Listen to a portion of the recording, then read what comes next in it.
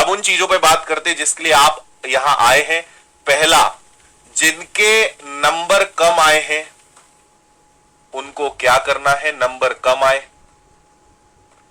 दूसरा, जिनका पेपर उन्हें लगता है कि सर हमारा पेपर बिगड़ गया, ठीक है, हमारा पेपर बिगड़ गया। तीसरा, आगे क्या करें सर अब, ठीक है, आगे क्या करें। और चौथा, जिस पे हम बहुत डिटेल में बात करने वाले हैं, कट ऑफ क्या जाएगा। ये तो मेरा फेवरेट प्रश्न है आज का, जिसके बारे में बात करेंगे। चलो, मैं सेशन को बहुत बड़ा नहीं बनाना चाहूंगा क्योंकि हम पहले भी कई मोटिवेशनल सेशन करे, एग्जाम के पहले आपको बहुत सारी चीजें बताई, क्या ध्यान रखना है, कैसे पढ़ाई करना है, किन चीजों का ध्यान देना है, क्या गलतियां नहीं करना है, क्या पढ़ के जाना है, किस तरीके से पढ़ना है, एलआरपी का नियम बताया आपको, है ना। हर मौसम में, अभी देखो गर्मी, पसीना आ रहा है लेकिन खड़े हैं गले की हालत खराब है। और पिछले 4-5 महीने में ऐसे कई दिन रहे जहां बीमार थे, हिम्मत नहीं थी, लेकिन फिर भी आपको पढ़ाया बिना किसी बहाने के। चलिए भाई, मैं आपको एक चीज ये बताना चाहता हूं सबसे पहले, सबक। देखिए, पेपर में जिनके कम नंबर आए या जिन्हें लगता है उनका पेपर बिगड़ा, आपको लगता है कि पेपर बहुत कठिन आया, आपको लगता है कि पेपर आउट ऑफ सिलेबस आया। मैं आपको बताऊं, 90% जिनके नंबर कम आए हैं या जिन्हें लगता है कि उनका पेपर बिगड़ा है, ये सब वो लोग हैं जिन्होंने बहुत लंबे समय से पढ़ाई को छोड़ के रखा था। जब वैकेंसी निकली उसकी एक महीने बाद, 1.5 महीने तक फॉर्म भरते गए। मैं बता रहा हूं, फॉर्म भरने के बाद यानी एग्जाम के करीबन 2 से 3 महीने पहले जो जागे हैं, ये हालत उनकी हुई है। मुझे एक स्टूडेंट ऐसा नहीं मिला है जो पिछले 6 महीने, 8 महीने, 1 साल से पढ़ रहा है और वो बोल दे कि सर मेरा पेपर बेकार गया। एक स्टूडेंट मुझे नहीं मिला। क्यों? क्योंकि अगर समझो आप बात को, बहुत प्रैक्टिकल बात मैं कर रहा हूं, मुझे नहीं पता आप किस सेंस में इसको लेंगे, लेकिन थोड़ा सा अपने ईगो को अपने अनुभव को, जमाने भर की बुराइयों को साइड रख के एक बार ईमानदारी से दिल पे हाथ रख के जो मैं चीजें बोल रहा हूं वो सुनना, है ना। मेरा इसमें कोई व्यक्तिगत फायदा नहीं है, कोई स्वार्थ नहीं है, मैं आज कोई मार्केटिंग नहीं, कोई प्रमोशन नहीं, कुछ नहीं करूंगा। ईमानदारी से चीजें आपको बता रहा हूं, उस बात को समझो। और मूल मंत्र बता रहा हूं मैं आपको सिलेक्शन का कि गवर्नमेंट जॉब कैसे लगती है ना। पिछले 3 महीने, 4 महीने, 5 महीने में हमने कसर नहीं करी है, जितना हो सकता था उतना करा है। लेकिन एक बात आपको समझनी पड़ेगी कि करीबन 6 से 7 महीने लगते हैं एक अच्छा बेस तैयार करने में। आप सोचिए, 8 विषय थे और 8 विषय तो बोलने के हैं। जीएस अपने आप में एक विषय काउंट होता है, लेकिन इतिहास, भूगोल, संविधान, साइंस को एक विषय बोलते हैं, लेकिन फिजिक्स, केमिस्ट्री, बायो, आपको मोटा मोटा लगभग 14 से 15 सब्जेक्ट्स पढ़ने थे। कोई कितनी भी ताकत लगा दे, वो 2 से 3 महीने में पूरे विषय 100% बेसिक से एडवांस तक नहीं पढ़ा सकता, है ना। हमने तो आपको एडवांटेज दिया था कि पढ़ाएंगे भी, और अगर कुछ नहीं पढ़ा पाए तो रिकॉर्डेड अवेलेबल है, आप उसको देख लेना। हमने तभी से बाय 1 गेट 2 वाली स्कीम लेकर आए थे कि लाइव भी मिलेगा, रिकॉर्डेड भी मिलेगा। ये आपको उसी समय मिला था। एक बात समझ लो, गवर्नमेंट जॉब में सिलेक्शन लेना हलवा नहीं है, और ये तो अब आपको समझ में आ गया होगा। अब मैं जो कहूंगा ना, पहले जब मैं बोलता था तब आपको शायद भरोसा नहीं होता था, लेकिन अब जब मैं बोलूंगा तो आप चीजों को समझोगे। आप ये सोच के मैदान, अभी भी जैसे आपको एसआई का एग्जाम निकालना है, कांस्टेबल का एग्जाम निकालना है, आप अभी से नहीं करोगे। आप अपना सुस्त पड़ गए, अब आप वापस अपने कंफर्ट जोन के अंदर चले गए, वो था ना, वापस बिल में भरा गए। अब जब भूख लगेगी, जिस दिन एग्जाम का नोटिफिकेशन आ जाएगा, जिस दिन परीक्षा में 1-2 महीने बचेंगे, फिर अपन निकलेंगे बाहर, फिर यही गलती दोहराओगे, फिर पेपर बिगाड़ के आओगे, और उसके बाद विनर्स को, अपने घर वालों को और सबको बदनाम करोगे कि इन सब की गलती, मैं तो दूध का दूल्हा, मैंने तो खूब मेहनत करी 2 महीने, लेकिन मेरा सिलेक्शन नहीं हुआ क्योंकि विनर्स ने अच्छे से नहीं पढ़ाया, क्योंकि इन्होंने ऐसा करा, इन्होंने वैसा करा। एक बात मैं अभी भी बोल रहा हूं, अच्छा चलो आप किसी पे भी ब्लेम कर दो, आप मेरे ऊपर ब्लेम कर दो, आप पेरेंट्स पे कर दो, और आपको सत्यता पता है कि 1 महीने 2 महीने में कुछ भी नहीं होना है। कंपटीशन इतना तगड़ा है, लाखों की संख्या में 13 लाख लोगों ने फॉर्म भरा था पटवारी का, 9,000 वैकेंसीज थी, वो भी पटवारी प्लस ग्रुप 2 सब ग्रुप 4 की सारी वैकेंसी मिलाकर। कहां से 2 महीने में यार पेपर निकाल लोगे? और क्या वो गधा है जो 1 साल से पढ़ रहा है? जिसने 6 महीने पहले कोर्स निपटा दिया, पिछले 6 महीने से टेस्ट लगा रहा है, प्रैक्टिस कर रहा है, क्या वो बेवकूफ है? नहीं है। तो बात आपको समझनी पड़ेगी, 6 से 7 महीने लगते हैं एक बेस बनाने में अपने आप को। क्योंकि देखो अब हुआ क्या, पेपर बिगड़ने का, कम नंबर आने का मैं कारण बताता हूं।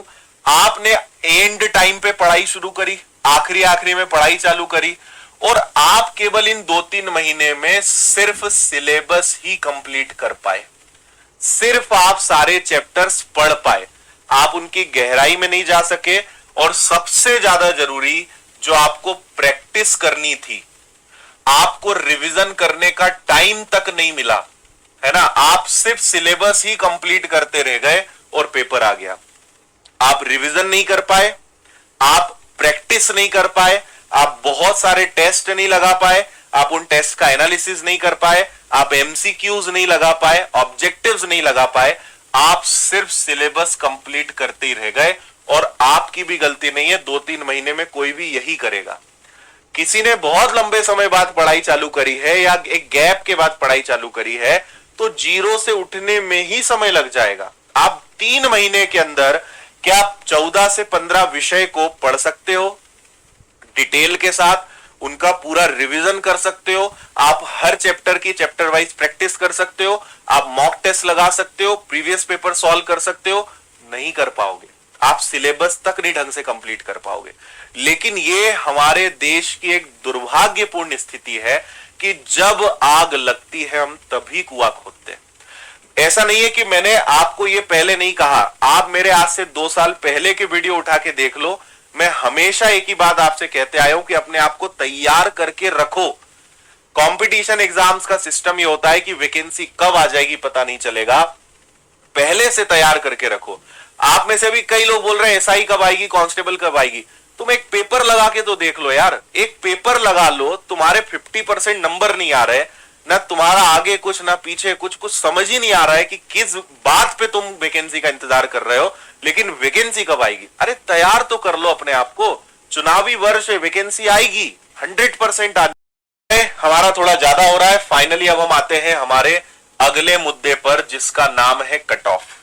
ठीक है भाई, जिस चीज को सुनने के लिए जनता टिकी हुई है, एक छोटा सा वीडियो बताता हूं मैं, है ना, जो वीडियो मैंने कुछ दिन पहले रिलीज करा था और मैं आपको पहले भी बता चुका हूं। कट ऑफ, जब आज का ये वीडियो बन रहा था ना ये वीडियो जब बन रहा था तो मेरी टीम ने मुझसे एक बार पूछा कि सर इस पे कट ऑफ भी लिख दें क्या? कट ऑफ लिख देंगे तो बच्चे ना इसकी तरफ खींचे चले आ जाएं क्योंकि कट ऑफ सबको देखना है। मैंने कहा नहीं, आपको कहीं भी यहाँ पे कट ऑफ शब्द मैंने यूज नहीं करा, क्योंकि मेरी आदत है धोखा नहीं करूंगा मैं आपके साथ, है ना। तो पहले एक छोटा सा वीडियो दिखाते हैं, उसके बाद आगे बात करते हैं। आप इस वीडियो को देखिए जो मैंने कुछ दिन पहले कट ऑफ बताया। तो आपके आसपास अगर कोई कट ऑफ की बात करे तो उसको कोने में ले जाओ और 2 तमाचे मारो उसको, तबीयत से, मेरी तरफ से, है ना, दिल से मारो उसको। और अगर डंडा हो तो उसका भी प्रयोग करो और तबीयत से धुनाई करो उसकी। ठीक है, इन मंद बुद्धियों को यह समझाओ कि कट ऑफ कोई माई का लाल जो है पहले से नहीं बता सकता। ठीक है, कितने लोग पेपर देंगे, पेपर कितनी शिफ्ट में हो रहा है, पेपर का लेवल क्या है, कई हजारों चीजों के आधार पे कट ऑफ तय होता है। और नॉर्मलाइजेशन, भाई एक दिन के पेपर में जो है लोग कट ऑफ नहीं बता सकते, ये 40 दिन का पेपर है। ठीक है, पेपर में क्या हो रहा है, क्या आएगा, ये सब बकवास की चीजें हैं। और मैं कट ऑफ पे ना कभी वीडियो बनाता हूं, ना कभी आप मेरा कोई कट ऑफ पे वीडियो आपको दिखेगा नहीं। मैं तो जब ऑफिशियल कट ऑफ आता है तब मैं बताता हूं कि भैया देख लो ये कट ऑफ गया। मैं ना कभी अनुमान लगाऊंगा, ना कभी आपको बताऊंगा कि क्या जा सकता है, क्योंकि ये व्यर्थ बात है ना। ये वही बात है कि हम धरती का अंत कब आएगा, हम उस पर चर्चा करने से कोई मतलब नहीं है ना। कट ऑफ क्या जाएगा, कोई मतलब नहीं है इन चीजों के चक्कर में पड़ के। और अगर कोई वीडियो बना रहा है तो उसकी भी तबीयत से सुताई होनी चाहिए। उतनी ही जितने की पूछने वाले की। कोई मतलब नहीं इन चक्कर में पड़ने से, है ना। इन चीजों के ऊपर उठो। हाँ जी, सुन लिया आपने। अभी मैं कट ऑफ की कुछ बातें और करना हूं। ये तो एक बहुत प्यारा वीडियो था जो जज्बातों में और भावनाओं में बहकर मैंने कुछ चीजें यहां पे बोल दी थी, है ना। आप सोचिए, ये अब एक ऐसा समय है कि इस समय जो कट ऑफ पे वीडियो बनाएगा उसके व्यूज आएंगे, ये वो समय है। और अभी आप देखना, गधे से गधे उठ के आएंगे। कोई भी पेपर नहीं दिया हो, कोई ज्ञान नहीं हो, कट ऑफ पे वीडियो वो बनाएंगे। क्यों? क्योंकि पता है कि इस समय बच्चा, मध्य प्रदेश का बच्चा, ठीक है, आपको पता ही है ना। और हर जगह कट ऑफ का पता नहीं क्यों इतना अंधा पागलपन है। कट ऑफ सबको चाहिए। मैं आपको कट ऑफ की सच्चाई बताता हूं, लेकिन मैं आपको यह बताना चाह रहा हूं कि मैं कट ऑफ पे वीडियो नहीं बनाऊंगा, ना कट ऑफ बताऊंगा। और क्यों नहीं बताऊंगा वो भी मैं कारण बताता हूं। और अगर मैं कट ऑफ बता दूं, मुझे पता है कि मध्य प्रदेश में अगर मैं वीडियो बनाऊंगा, हर बच्चा उस कट ऑफ का वीडियो देखेगा। और जिनको मैं जानता नहीं, उन्होंने मेरा नाम फोटो यूज करके लाखों में व्यूज ले लिए कट ऑफ के नाम पे। तो अगर मैं बनाऊंगा और विनर्स की चैनल पे वीडियो जाएगा, कितने व्यूज आएंगे। लेकिन व्यूज का लालच नहीं है। व्यूज के लिए कभी काम ना करा है, ना कभी करेंगे, है ना।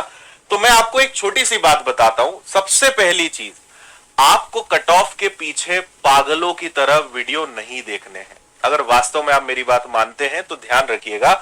देखो भाई, आपके मान लीजिए 145 नंबर आए, आपके 120 नंबर आए, आपके जो भी आए, आपके नंबर चेंज होंगे नॉर्मलाइजेशन के बाद। फॉर एग्जाम्पल, मैंने बोल दिया कि 150 वाले का सिलेक्शन हो जाएगा, या चलो 140 वाले का सिलेक्शन हो जाएगा। लेकिन तुम्हारे नंबर कितने आए नॉर्मलाइजेशन के बाद, बताओ मुझे। नॉर्मलाइजेशन के बाद तुम्हारे नंबर कितने आ रहे हैं मुझे बताओ। नहीं पता। नॉर्मलाइजेशन से 2 4 5 नंबर, 10 10 नंबर का चेंज आ जाता है। कोई भरोसा नहीं कि 145 वाला 135 पे आ जाए, 120 वाला 130 पे आ जाए। कोई भरोसा नहीं है। हो सकता है कि जिसके 150 आए वो 148 पे आ जाए, कट ऑफ जो है 149 जाए। कोई भरोसा नहीं है, ठीक है। तो आप इस पागलपन से थोड़ा सा दूर रहिए और मेरी बात समझिए। कट ऑफ के चक्कर में मत पड़िए, है ना।